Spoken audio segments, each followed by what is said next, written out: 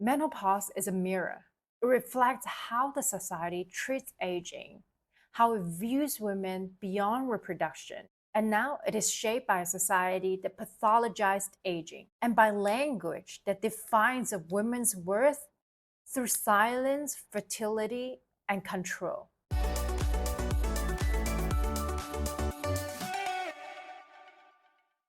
In Japan, there was no word historically for hot flashes. In indigenous culture, menopause is marked as the beginning of spiritual authority. And in China, we call it the second spring. What accounts for these differences? Why do symptoms such as hot flashes, mood swings, night sweats dominate the Western narrative, while in many other parts of the world, menopause experience with deeper understanding, greater ease, or even celebration? Anthropologist Margaret Locke explored this topic in her landmark study in 1993, Encounters with Aging, Mythologies of Menopause in Japan and North America. In her study, she reviewed that although Japanese women go through the same hormonal transitions, only 25% report to experience hot flashes, comparing to over 80% in North America. In Mayan communities of Mexico and Guatemala, menopause is embraced as a natural and positive life transition. Some women do report to experience symptoms of hot flashes, mood swings, and night sweats, but these are often met with acceptance and viewed as temporary. And the cessation of menopause, postmenopause, is frequently celebrated, symbolizing the freedom from childbearing responsibilities and an elevation of social status. This cultural perspective fosters a sense of empowerment and well being during perimenopausal transition. Then, wouldn't you wonder, as I do, what if perimenopause symptoms are not just biological? What if they're shaped by the stories that we live in and the meanings that our culture attached to womanhood, aging, and worth? In today's video, we'll explore the science and anthropology behind these stories and how belief, biology, and culture collide to shape women's experience about perimenopause and menopause around the world. In much of the Western world, menopause has been medicalized. It's not viewed as a phase of transitional growth, but as a disease and a problem that needs correction. And this can be traced back in early 20th century, where medical professionals refer menopause as an estrogen deficiency disease. And this concept was popularized by a gynecologist named Dr. Robert Wilson. In his book Feminine Forever in 1966, he promoted the idea that menopause marks the beginning of both physical and emotional decay. And his solution was simple: a lifelong use of hormone replacement therapy. His work was heavily funded by a pharmaceutical company named Wyeth, now part of Pfizer, which was the producer of Permarine, a conjugated equine estrogen hormone replacement drug. And his work was wildly influential. Millions of women were using hormone replacement therapy for an extended period of time. The underlying message was clear and problematic. Without estrogen, a female becomes less of a female, less functional, and less valuable. In recent years, this narrative began to evolve. Dr. Lisa Mosconi, a leading neuroscientist in the field of women's brain health, has used brain image studies to reveal that menopause is not the breakdown of the brain, but a recalibration. As estrogen level declines, the brain undergoes functional adaptation in key areas that regulate mood, memory, temperature, and energy balance. These are measurable too, as PET scans and MRI scans shows shift in brain activity, glucose metabolism, and structure, but not as signs of damage, but evidence of remodeling. And while many women do experience disruptions during transition, many report a greater emotional stability, cognitive clarity, and energy regulation after menopause. But this is not only a neurological shift, also a psychological one. Research in psychoneuroimmunology, neuroplasticity, and placebo studies confirm that our belief system shapes our physiological outcomes. When menopause is viewed as a decline, the brain activates the stress response.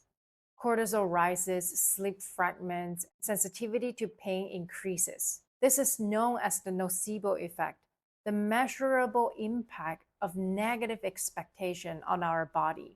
And this brings us to culture, because what a culture teaches a woman does not only shape how she thinks, it also shapes how she feels and how she lives.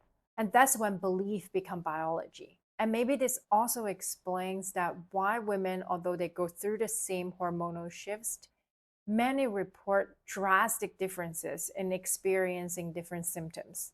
In China, menopause is called the second spring. Within traditional Chinese medicine, this marks the return of energy inward, no longer channeling this energy towards reproduction. It is now directed to restoration and vitality. And practices like Qigong, acupuncture, or herbal medicine all support this transition.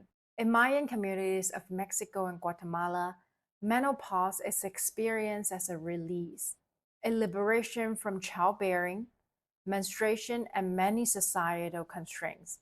It is remembered not as a medical event, but as a culture turning point. A woman enters into elderlyhood, leadership, and self possession. Among indigenous cultures across North and Central America, the concept of wise blood, the idea that when a woman no longer bleeds, she retains her spiritual essence, reframes aging as elevation. Postmenopausal women are often healers, midwives, or carriers of ancestral knowledge. In parts of Africa, menopause brings social ascension. Postmenopausal women take decision making roles in both family and community roles. No longer being defined by their reproductive value, they become matriarchs, vocal, visible, and valued. If nervous system responds to belief, if cortisol level rises in response to fear, and if symptoms are not just hormonal, but what we've been taught to expect, and menopause is not just biological. It is contextual, it is cultural. And now it is shaped by a society that pathologized aging and by language that defines a woman's worth through silence, fertility, and control. And that's why some women suffer more. Not because their bodies are weaker, but the framework that given to them were broken. That changes the question. And the question is no longer what's wrong with me. And that changes the question. It's no longer what's wrong with me, but what am I taught to believe about menopause and about women who age? Whose definition of health, power, and femininity that I've been carrying? What is the part of the story that does not belong to me that I can finally put down? When the brain feels safe, the body adapts. Menopause is a mirror. It reflects how the society treats aging, how it views women beyond reproduction. In the society that reveres this transition, women rise in visibility, wisdom, and power. In cultures that pathologize it, women are told to manage, medicate, and disappear. This is not just about menopause, but it's about a society to view what is considered as well and who gets to decide it. What unites this honorable culture is not the absence of symptoms, but the presence of a framework that makes space for meaning. Ritual, language, and social roles all reinforces that this transition is not a loss, but a passage. Women's value does not diminish, but it deepens. While this perspective certainly does not erase all the physical symptoms, it does soften the psychological effects around them. It buffers the nervous system against chronic stress, and it builds resilience through identity. The biology of menopause is real, but the meaning that we give it, the expectations that we absorb, are equally real. And they're powerful enough to shape not only what we think, but how we feel and who we are. So, if cultural framing and belief system can shape symptoms, what would you do with this insight? Notice the story that you have inherited. Was menopause marked as the end of youth, a collapse, a decline from your family or your community? Then start to build a new one. So, my question to you is, what would it change if you believe that this is your second spring? Let's start from here.